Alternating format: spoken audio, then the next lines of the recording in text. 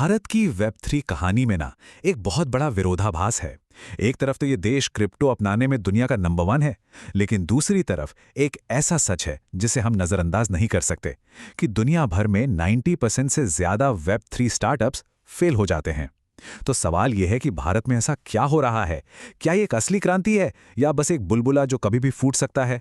चलिए इसी पहेली को समझने की कोशिश करते हैं। तो चलिए सीधे सबसे बड़ी खबर से शुरू करते हैं। क्रिप्टो एडॉप्शन यानी इसे अपनाने में भारत दुनिया में पहले नंबर पर है। नंबर 1। ये कोई छोटी मोटी बात नहीं है।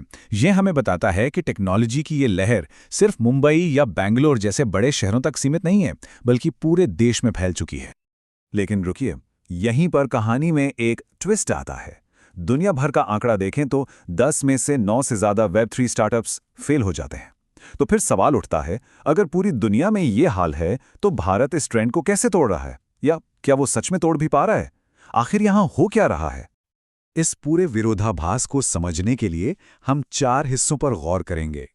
पहले, भारत का एडॉप्शन इंजन, मतलब ये ग्रोथ आ कहां से रही है।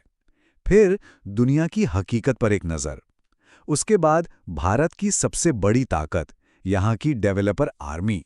और आखिर में सबसे पेचीदा मुद्दा, यहां के नियम कानून। तो शुरू करते हैं पहले हिस्से से, एडॉप्शन इंजन। आखिर क्या वजह है कि भारत वेब 3 अपनाने में पूरी दुनिया को लीड कर रहा है? और पता है सबसे हैरान करने वाली बात क्या है? ये क्रांति सिर्फ मेट्रो शहरों में नहीं हो रही। भारत के उत्तर पूर्वी राज्य, जो अक्सर आर्थिक चर्चाओं से दूर रहते हैं, वो प्रति व्यक्ति क्रिप्टो अपनाने में सबसे आगे हैं। ये एक बहुत बड़ा संकेत है कि वेब 3 को जमीनी स्तर पर एक बड़े बदलाव के तौर पर देखा जा रहा है। हाँ, हो सकता है कि $146 बिलियन का बाजार अमेरिका या ब्रिटेन के मुकाबले छोटा लगे, लेकिन असल कहानी इस नंबर में नहीं, बल्कि इसकी ग्रोथ की रफ्तार में है। भारत जिस तेजी से बढ़ रहा है, वो इसे दुनिया के वेब 3 स्टेज पर सबसे दिलचस्प खिलाड़ियों में से एक बनाता है। और ऐसा नहीं है कि सिर्फ आम निवेशक ही इसमें दिलचस्पी ले रहे हैं। सरकार भी धीरे धीरे ब्लॉकचेन को अपना रही है। सोचिए, 9 करोड़ से ज्यादा सरकारी रिकॉर्ड्स अब ब्लॉकचेन पर सुरक्षित हैं। और तो और, आरबीआई का अपना डिजिटल रुपया यानी सीबीडीसी, उसका ट्रायल भी 50 लाख यूजर्स तक पहुंच गया है। ये दिखाता है कि देश के सबसे ऊंचे लेवल पर भी इस टेक्नोलॉजी को लेकर कितनी गंभीरता है। अब ब्लॉकचेन हमारी रोजमर्रा की जिंदगी का हिस्सा भी बन रहा है।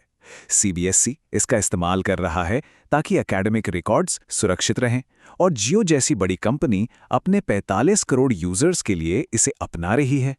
तो ये साफ है, वेब 3 अब सिर्फ कुछ टेक एक्सपर्ट्स का एक्सपेरिमेंट नहीं रहा, ये धीरे धीरे मेनस्ट्रीम बनता जा रहा है। ठीक है, भारत की ये सफलता की कहानी तो बहुत प्रभावशाली है, लेकिन अब जरा सिक्के का दूसरा पहलू देखते हैं, यानी दुनिया की कड़वी हकीकत। दुनिया भर में 10 में से 9 वेब 3 स्टार्टअप्स आखिर फेल होते क्यों हैं, और भारत के लिए इस सच्चाई का क्या मतलब है? तो ये स्टार्टअप्स क्यों डूब जाते हैं? वजहें तो काफ़ी जानी पहचानी हैं। खराब मार्केटिंग, ऐसा प्रोडक्ट बना देना जिसकी बाजार को ज़रूरत ही नहीं, और बदलते नियम कानून। लेकिन वेब 3 में एक और अनोखी समस्या है। कई प्रोजेक्ट्स का पूरा बिजनेस मॉडल ही टोकन की कीमतों पर सट्टेबाजी पर टिका होता है, न कि किसी असली काम के प्रोडक्ट पर। और इसी बात को एक कहावत बहुत अच्छे से समझाती है। अगर आपका वेब 3 स्टार्टअप सिर्फ टोकन की कीमतों से पैसा बना रहा है, तो आप कोई कंपनी नहीं चला रहे, आप बस पैसों का जुआ खेल रहे हैं। ये एक बहुत जरूरी बात है कि सिर्फ हाइप के दम पर कोई टिकाऊ कंपनी नहीं बनाई जा सकती। चलिए अब बात करते हैं भारत की एक और बहुत बड़ी ताकत की, यहाँ की डेवलपर कम्युनिटी। ये वो लोग हैं जो इस पूरी क्रांति के इंजन हैं, इसकी रीढ़ की हड्डी। दिलचस्प बात यह है कि भारतीय डेवलपर्स सिर्फ इथेरियम पर ही नहीं अटके हुए, वो सोलाना, बेस और एप्टॉस जैसे नए और तेज ब्लॉकचेन्स पर भी काम कर रहे हैं। ये डाइवर्सिटी यानी ये विविधता बहुत जरूरी है। ये एक स्वस्थ इकोसिस्टम की निशानी है, जो एक्सपेरिमेंट करने से डरता नहीं है, और लंबे समय में सफलता के लिए यही जरूरी होता है। तो ये डेवलपर्स अपना हुनर तराशते कैसे हैं? इसका एक बड़ा जवाब है हैकाथॉन। ये आंकड़ा देखिए, 87% भारतीय वेब 3 डेवलपर्स ने कम से कम एक हैकाथॉन में हिस्सा लिया है। ये सिर्फ कोडिंग कंपटीशन नहीं होते, ये सीखने, नेटवर्किंग करने और इंडस्ट्री में अपनी पहचान बनाने के लिए एक लॉन्च पैड की तरह हैं। और अब आते हैं भारत की वेब 3 कहानी के सबसे मुश्किल और सबसे जरूरी हिस्से पर, यहाँ का रेगुलेटरी माहौल, जो किसी भूल भुलैया से कम नहीं है। भारत में रेगुलेशंस का सफर किसी रोलर कोस्टर राइड से कम नहीं रहा है। 2018 से पहले तो कोई नियम कानूनी नहीं थे। फिर 2018 में आरबीआई ने बैंकिंग बैन लगा दिया और अब 2020 के बाद से हम एक नए दौर में हैं। बैन तो हट गया, लेकिन उसकी जगह 30% का भारी भरकम टैक्स और सख्त एंटी मनी लॉन्ड्रिंग कानून आ गए हैं। तो आज की तारीख में स्थिति क्या है? ये थोड़ा कंफ्यूजिंग है। क्रिप्टो से कमाई पर 30% का सीधा टैक्स है। केवाईसी और एंटी मनी लॉन्ड्रिंग के नियम सख्त हैं, लेकिन क्रिप्टो को सिक्योरिटी माना जाएगा या नहीं? या विदेशों में पैसे भेजने पर कौन से नियम लगेंगे? इन जरूरी सवालों पर अभी भी कोई स्पष्टता नहीं है, और यही कंफ्यूजन स्टार्टअप्स के लिए सबसे बड़ी मुश्किल है।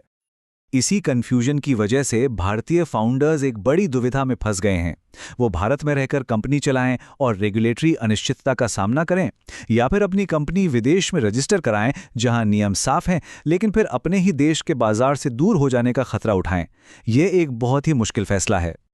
तो इसका हल क्या है? एक्सपर्ट्स का मानना है कि सरकार को आगे आकर साफ सुथरे नियम बनाने होंगे, टैक्स को थोड़ा और तर्कसंगत बनाना होगा और इनोवेशन यानी नए विचारों को बढ़ावा देने का माहौल बनाना होगा। इन कदमों के बिना भारत अपनी पूरी क्षमता का फायदा उठाने से चूक सकता है। तो आखिर में हम वापस उसी सवाल पर आते हैं जहां से हमने शुरू किया था। क्या भारत का वेब3 एक्सपेरिमेंट दुनिया के लिए एक मिसाल बनेगा, या फिर ये एक ऐसी कहानी बनकर रह जाएगा जिससे दूसरों को सबक लेना चाहिए? जवाब इस बात पर टिका है कि भारत अपनी जबरदस्त अडॉप्शन, अपने टैलेंटेड डेवलपर्स और अपने जटिल नियमों के बीच संतुलन कैसे बनाता है। भविष्य की कहानी अभी लिखी जानी बाकी है।